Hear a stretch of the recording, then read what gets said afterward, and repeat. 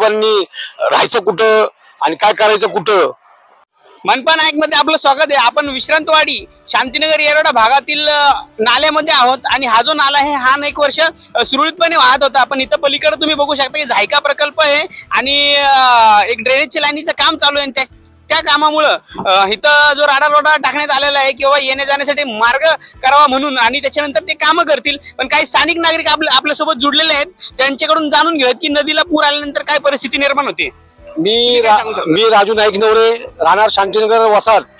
या कामामुळे आमच्या वसाहतीमध्ये पाणी येईल आणि आमचा हा नाला बंद करायचा त्यांचा प्लॅन आहे आणि हे प्लॅन आहे आणि बघा तुम्ही बघता आमचे सगळे मित्र बसलेले वर, ही आमची वसाहत आहे आमची। म्हणजे नागरिकांना हा पाण्याचा त्रास होऊ शकतो कारण ह्या भरमुळे ओढा छोटा झालेला आहे। हा ओढा जो आहे आमचा नाला आहे हा छोटा झालेला आहे, ह्याच्यामुळे आम्हाला त्रास होऊ शकतो आणि त्रास होणार आहे। पहिला पाणी 7-7, 8-8 वर्षांनी यायचं, आता दरवर्षी येतं असं म्हणणं का तुमचं? हा, हे पाणी 5 वर्षांनी यायचं, पण आता दरवर्षी जर पाणी आलं तर आमच्या गरिबांनी राहायचं कुठं आणि काय करायचं कुठं, आता हा आमचे भाऊ बोलतील।